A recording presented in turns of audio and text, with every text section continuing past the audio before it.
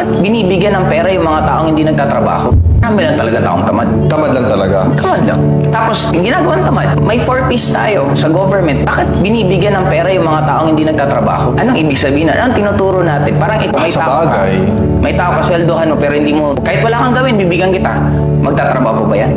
Hindi na. No. Bakit binibigyan, masyado natin binibida for the poor, mga slogan ng politiko, lagi for the poor, for the... Alam mo kapatid, I disagree dun kung sino man ang may sabi nung na pagka tinutulungan mo yung kapwa mo, tinuturuan mo raw maging tamad. Diyan sa Pilipinas, ang mga Pilipino hindi tamad. Nakakita ka ngayon sa ating bansa, walang makain o pulubi.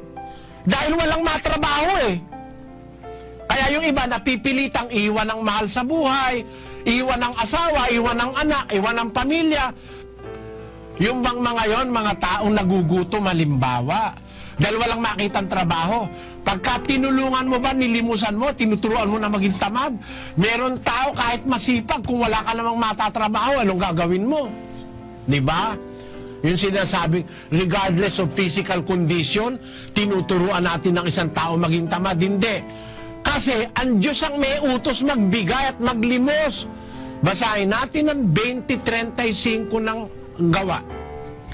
Nagbigay halimbawa ako sa inyo sa lahat ng mga bagay na sa ganitong pagpapagal ay dapat kayong magsisaklolo sa mahihina at alalahanin ang mga salita ng Panginoong Hesus na siya rin ang may sabi, lalo pang mapalad ang magbigay kaysa tumanggap. Kita mo, mapalad ka nga kung nagbibigay ka Ibig sabihin nun, pag nagbibigay ka, ang sabi ng Panginoong Hesus, regardless of physical condition, tinuturuan mo ang tao maging tamad. Kalaban ka ni Kristo pag ikaw ang pagkasasabihin natin yon. Kalaban ka ni Kristo nun. Bakit? Ang sabi kasi ni Kristo, saklolohan yung mahihina. Alam niya talagang may mahina. Halimbawa, masipag ka man, pilay ka naman, bulag ka. Anong gagawin mo? Ibig sabihin, tinuturuan mo maging tamad yung pilay. Talagang kahit masipag yun, magagawa? Pilay, lumpo. Masama bang limusan yun? Mali yan, kapatid. Mga salita lang ng tao yan, di dapat paniwalaan yan Ang nasa Biblia, ang sabi ng Panginoong Hesus, pagka sinasaklolohan natin yung mahihina, mas mapalad tayo kasi mapalad ang nagbibigay kaysa sa tumatanggap. It is more blessed to give than to receive. So, dapat tayong magbigay at pagka nagbibigay tayo ng limos, ang sabi ni Kristo sa Mateo ganito, sa Kapitulo 6, versikulo 2. Kaya nga, pagka ikaw ay naglilimos, ay huwag kang tutugtog ng pakakak sa harap mo, na gaya ng ginagawa ng mga mapagpaimbabaw sa mga sinagoga at sa mga daan, upang sila'y magkapuri sa mga tao. Katotohanan ang sinasabi ko sa inyo, tinanggap na nila ang sa kanila'y ganti.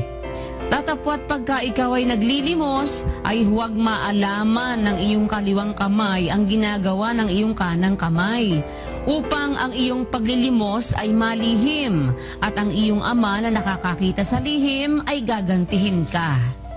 Nakita mo kapatid, pag maglilimos ka, may utos pa si Kristo Huwag mo nang ipagmamalaki yung paglilimos mo. Kung pwede, huwag mo nang ipaalam sa kaliwa yung ginawa nung kanan mong kamay.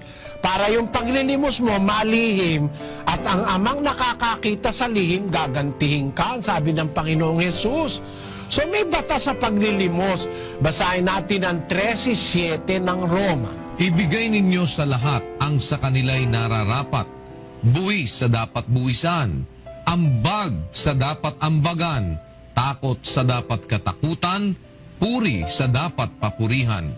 Nakita mo kapatid, ang liwaliwanag nun Dapat nating ibigay, tayong mga tagasunod ng Diyos, ibigay ninyo sa lahat ang sa kanila'y nararapat, buwis sa dapat buwisan, ambag o limos sa dapat ambagan. Kaya meron talagang batas ang Diyos sa pagbibigay, pag-ambag, pagtulong sa kapwa. At hindi po pagtuturong maging tamad yun, yung nililimusan mo. O yung tinutulungan mo, hindi pagtuturong maging tamad. Kasi lalo na kung ang lilimusan mo, mga physically incapacitated, mga taong walang magagawa sa buhay, ay para mo nang pinaginhawa sila ng kapiraso sa iyong ililimos. Kaya ako pagka may lumalapit sa akin, mga nagpapalimos, kung magagawa ko rin lang, nagbibigay ako eh. Sabi ng iba, miyembro ng sindikato yan. Ano, pakialam ko. Basta't kaya ako naglimos eh. Lumalapit itong taong na pakita ko, na pagkakita ko mahirap eh. Kung siya ba ay miyembro ng sindikato, niloloko niya ako, siya managot. Ako, nakasunod ako sa utos. Nasunod ko yung utos na magmahal sa kapwa. Then naglimos ako. Sabi ng iba, ka mabibigay, miyembro ng sindikato. Pabayaan mo sila. Kahit pa miyembro ng sindikato kahit na nakakain naman siya, di ba? Kasi ganun ako kung maglimos yung makakakain man lang siya. Hindi naman ako ang gaya ng iba, kung maglimos, wala mang mabibili. Bibigyan ng piso, mabibili mo ron? Yung apo ko, binigyan ko 10, hindi kasya to, sabi ng apo ko. 10 piso na ano ba mabibili ng 10? Bibigyan mo ng piso, kawawa naman. Pag maglilimos ka, sana isang tanghalian. Nakagawa ka ng maganda sa kapwa. Yun ang ibig kong sabihin, kapatid. Walang masama sa paglilimos. Kung nanloloko man yung nagpapalimos, hindi ikaw ang mananagot noon, siya.